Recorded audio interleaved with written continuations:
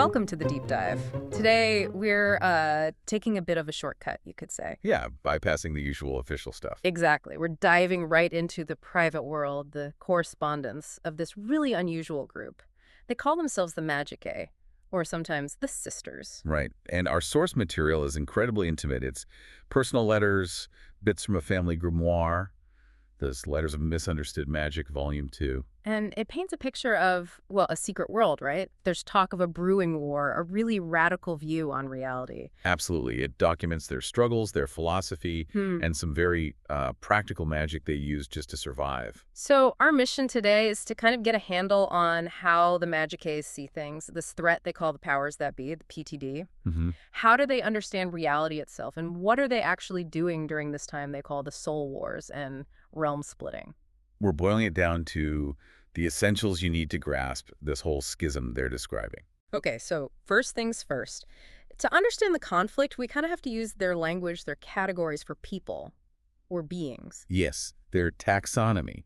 It immediately divides reality based on, believe it or not, the soul's origin. Okay, lay it out for us. Top tier. That's the Magicae themselves, the Sisters. They define themselves by having star souls. Star souls. What does that mean practically? It supposedly gives them enhanced empathy, but also, and this is key, superior logic. Their whole ethical code boils down to one rule: intend no harm. Okay, simple enough on the surface. Next group. The temporals. Basically ordinary humans living in what they call the temporalis prime realm. Right. But the chilling part is how they're referred to in the documents sometimes. Persona. Personae, as in... Legal fictions. Wait, legal fictions? That implies...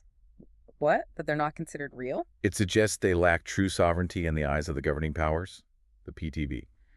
Like characters in a play, maybe? Props in a legal framework. Wow, okay, so not fully autonomous. The Magicae believe their souls come from a different source entirely, which explains why their behavior often seems, well, irrational or contradictory from the Magicae perspective. Got it. And the third group, this sounds ominous. Cryptids. This is Ione's big research area. It's their term for hidden entities. Yeah. Shapeshifters, necromancers, hybrids. What, hidden and deceptive. Exactly. Described as beings of a deceptive nature, largely dark sorcerers. And these cryptids, they're connected to the main antagonists. They're essentially the agents, the foot soldiers of the powers that be, the PGB. PTB, describe them. They're called the supreme authority conducting multi-realm governance. They operate through this Ministry of Truth and Safety, the MTS. Ministry of Truth and Safety. Sounds bureaucratic. But its methods are anything but. We're talking massive censorship and employing what the Sisters explicitly call dark sorcerers, and get this, science sorcerers. Science sorcerers. That's a fascinating blend. So it's not just tech, it's magic disguised as science. Precisely. They see the PTB's actions as directed, corrupting magic that's just dressed up as neutral governance or scientific progress. And the goal of all this corruption. The Sisters are absolutely convinced the PTB is waging a soul war. A soul war. Yeah, actively harvesting souls. And they believe that's the direct cause of the chaos, the apathy, the societal collapse they see happening among the temporals. Okay, that connects to their view on knowledge, doesn't it? It does. Knowledge is power, sure, but they say the ultimate price is permanent awareness. Permanent awareness, meaning? Meaning you can't unknow things, you become accountable. That's why they value direct observation, lived experience, over just reading documents, which can be faked or manipulated by the PTB. So this awareness forces them to confront what's happening with the realms themselves. Exactly. The central phenomena. Realm splitting. Yeah. Sisters like Temperance and Ione are documenting it in real time. How? What are they saying? They describe the realms fracturing, splitting apart along asymmetrical lines. It's like the natural and the unnatural literally can't occupy the same space anymore without friction. And this isn't just theoretical, it has physical consequences. Oh, absolutely. Immediate ones. Ivy writes, time in my realm has less approximation to previous time sense. People are getting disoriented. And sick. You mentioned travel. Yes. Margaret's observation about air travel, she says the sheer speed of change is just too much for most temporals. Bipedals, as she puts it. Too much change too fast. And it manifests how? As these disharmony and confusion spells, she describes them almost physically wafting off like a super stink. So like a psychic or energetic pollution caused by the realm instability? That seems to be the idea. Travel sickness meets temporal misalignment. And Jacob and Ione back this up. They talk about a strained atmosphere. Strain how? Jacob actually sees things, iridescent, oily vertical lines left by what he calls airships. Airships. Suggesting this isn't natural atmospheric phenomena. Right. It suggests deliberate atmospheric manipulation by the PTB, actively making the fragmentation worse. Which leads back to their core belief about creation, right? To believe is to create. Exactly. So the PTB's goal isn't just censoring information, it's controlling belief itself, controlling the narrative, what they call PTB speak. Why? Because belief shapes reality. Because, in the sisters' view, communication is the commingling and unifying of awareness. If you control that awareness, you control creation. And the PTB needs the temporals for this. Yes, they're described as impotent in their creation process without the recipient's acceptance. They need to trick temporals into believing the dark, chaotic reality the PTB wants. So the temporals unwillingly fuel it with their own belief, their own creation energy. That's the theory. And that's why cryptid infiltration is so critical to the PTB's whole strategy. Okay, let's talk about that infiltration, the ground-level threat, Ione's research. Yeah, she finds massive cryptid infiltration, especially, she notes, in the Politico Society, government, politics. And how do they hide? Advanced mimicry. But there are subtle tells, if you know what to look for. Things like asymmetrical pupillary responses, a kind of preternatural stillness, unsettling stuff. And these encounters can get dangerous, right? Tell us about the turkey men. Right, Margaret and Lucas had this run-in. In the forest, these weren't birds, aggressive entities. And this changed Margaret's relationship with nature. Profoundly. Yeah. It led to this vision she had of Pan seeing nature as this single, huge, conscious being. Not just trees and animals, but one entity. And that connection offered protection. It seems so. Later, she describes this giant female moose just running straight at her car, stopping abruptly right in front of it. A warning. A clear omen, she felt. It made her turn back, and she later found out she'd avoided a microburst site, a sudden violent downdraft that injured other hikers nearby. Nature actively warned her. Wow. But things get even darker. Tess's investigation. Cat Town. Yeah, the Cat Town incident. This one is deeply disturbed. Tess finds a woman's body near a waterfall. And there's specific markers. Yes. Cream-colored wedge sandals, which the sisters apparently associate with dying seasons, times of increased death or transition. And she smells something. What? The faint odor of mortem umbra. Mortem umbra. The death shadow. That signifies a tear? A breach in reality? Exactly. Ione investigated later and confirmed it. A significant tear at the site. And it was pulsing. Pulsing with what? Frequencies matching the Strausenberg incident. Strausenberg. Isn't that a historical site known for reality distortions, like major ones? Yes. Extreme temporal bleed-through, weird phenomena.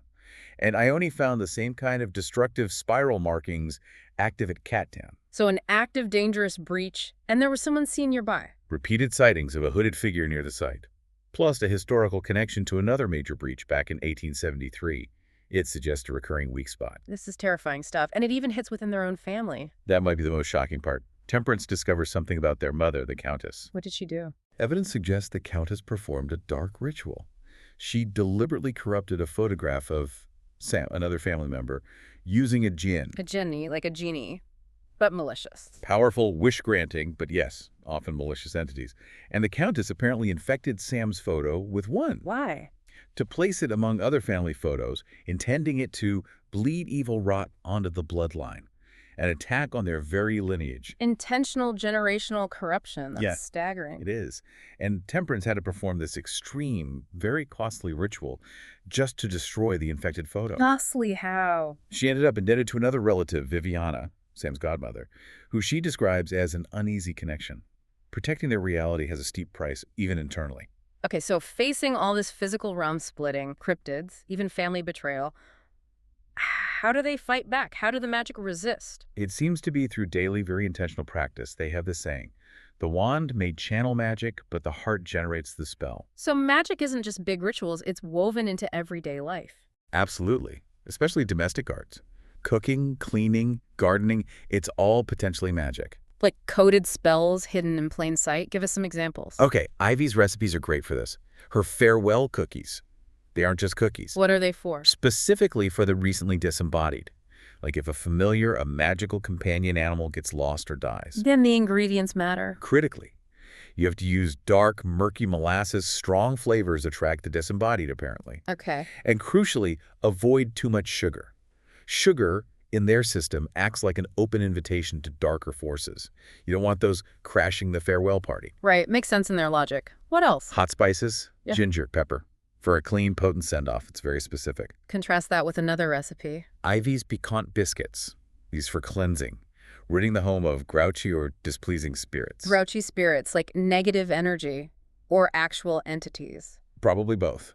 The key ingredients are sour cream for acidity, which they see as cleansing and baking them in cast iron. Why cast iron? For a stronger and crispy crust. It's like creating a shield against, as Ivy puts it, sly grouchiness. Apparently worked on a persistently grumpy mailman they suspected was maybe part goblin. Part goblin mailman.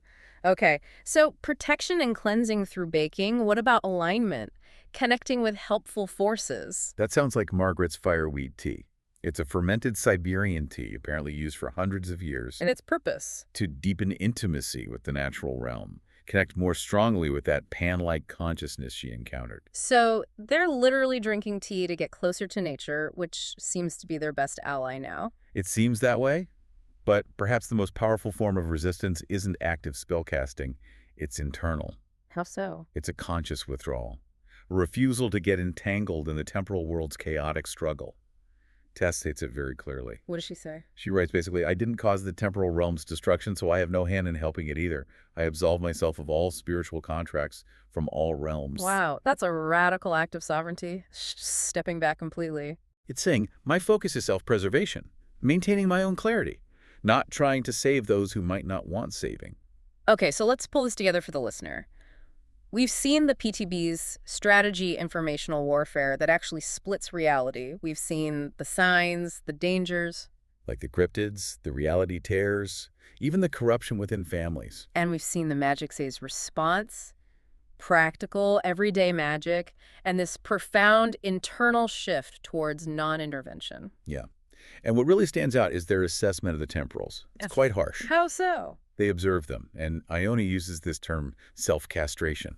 Meaning self-sabotage, self-destruction. Patterns of behavior that essentially invite possession or lead to annihilation.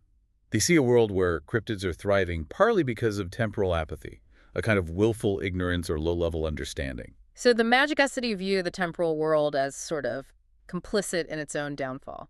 To a degree, yes. And because the Magico prize their own sovereignty, their own hard-won awareness, they choose observation over getting dragged down. Self-preservation comes first.